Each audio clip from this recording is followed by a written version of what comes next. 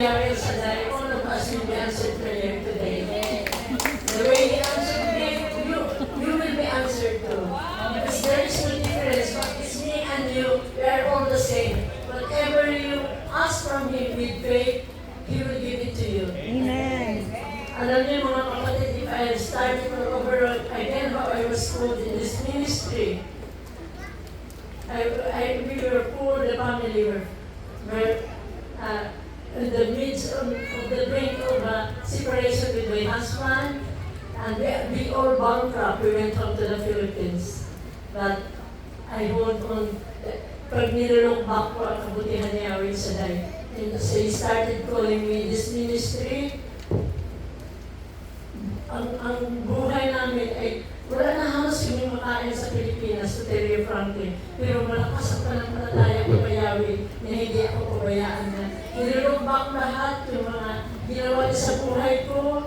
Ngayon pa, sabi ko, na a month, 2 months ago, I was diagnosed with stage 4 cancer, lungs going to the liver. Pero relax lang ako. I know my God I am serving. Sabi mga anak ko nag-iiyakan, nag-uwari. Sabi ko, huwag kayong mag-uwari. Ako mayaan niya ako sa lahat. Sabi ko sa kanila, everything works good to those who trust Him and love Him according to His purpose and glory. I will tell you frankly, nang mauna akong matawag dito sa community, I don't believe in charismatic before because I used to pray, going to church every day, umaga, hapon, nag-rosaryo. Doon ako ang isip ko, akala ko that's enough already. But God's, kung talagang tatawagin ka ni Yahweh Shaddai, iba siya kumilos. Wala na akong magagawa. Kaya, nakita ko sa TV, sabi ko, ang daming tao doon sa ano ba yun? Yung ano na yun. Tapos, sa Luneta, umaga hapon, nakita ko sa TV. Sabi ko, subukan mo nga. Sabi ko sa husband ko, pupunta ako doon sa Luneta na yun. Sa El Shaddai, sabi, sa El Shaddai ko pupunta. Sabi sa akin, to tell you family, my husband is a womanizer, a gambler, lahat ng kalukulan sa kanya. At ay puntun kay Yahweh El Shaddai. Hanggang binago siya ang buhay niya. Hanggang lahat kami binago niya, El Shaddai. Hindi lang ako, mga anak ko. Jason was only 14-year-old when I was put in this ministry. My children nagtatago sa mga nahiyang-hiya kasi ang lakas-lakas ko mag-amen. Hanggang ngayon sa buong mundo, hinahanap nila yung amen na yun. Sa akin sa Facebook na, hindi ko kilala, taga-Germany yata o taga-Europe, sabi niya, ay sister, kilala kita sa amen mo. Kasi sa Europe na dinilig kaya. Sabi ko, Lord, talagang nilango mo kami, binago mo ang asawa ko, sabi ng mga kapatid ko, sabi ng pamilya ko, sabi ng pamilya niya, i-divorce mo na yan. Awang-awa na ako sa iyo, awang-awa na ako sa mga anak mo. Wala na kayong makain, pero saan ka pa ngayon? Sa El Shaddai ka lang lagi, wala kang ginawa ko ni El Shaddai. Na-found out ko na siya lang pala ang ating sambahin at luwalhatiin. Siya lang dapat mahalin. Sabi ko, I found peace beyond I cannot explain. Sabi ko, kung saan na, alam mo sa Mendes kami sa Tagaytay nakatira. Pupunta ako sa KCC, uuwi ng alauna. Minsan wala ng bus. Minsan natutulog ako sa Baclaran. Para matulog ka kasi wala ng bus, naiwanan na ako.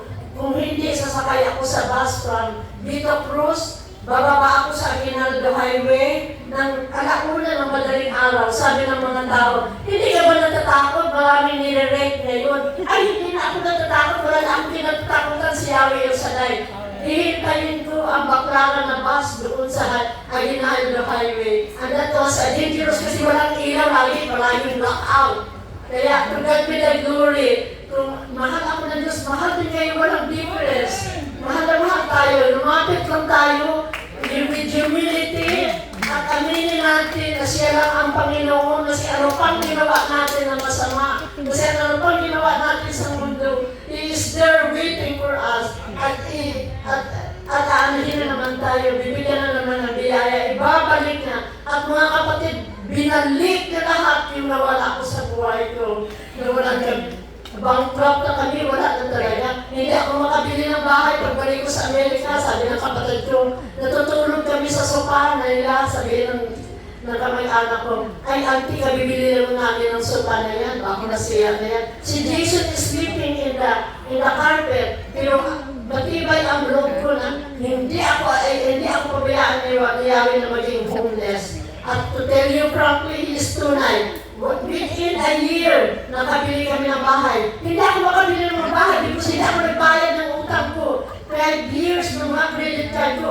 Kaya imposible hindi lalabas sa mga TRW, 20 mo lang, 500 mo lang ang utang mo. Pero mga kapatid, tunay si Yahweh El Shaddai. Sabi ko, bibigyan ako ng bahay ni Yahweh El Shaddai.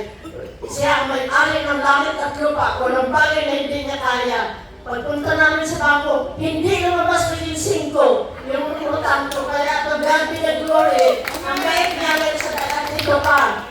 Nang tinawag ako sa community, I found peace beyond I cannot explain. Sabi ko, Lord, ang sarap pala dito. Sana maakay ko lahat ang mga anak ko. Lahat, sabi ko, Lord, kasi sabi ko, ikaw lang pala ang pag-asa sa buhay. Dapat ikaw lang ang tuunan niyo at tunay si Yahweh El Shaddai. Every day, umaga hapon, nahihingi ko na maakay ko ang lahat-lahat ng buong pamilya ko. At hindi siya sinungaling, totoo. Ngayon, tingnan mo mga apo ko, kumakanta na sa iwain ko dati na glory.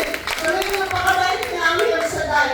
Amen, amen. Kaya mga kapatid, huwag kayo maginawa, huwag kayo makinig sa mga naririnig. Ay, ano ba yan? Ano ba yan? Huwag kayo makinig kayo sa mga salita ng Diyos. At return our ways to God. To God, nothing is impossible. To God be the glory in the name of Jesus.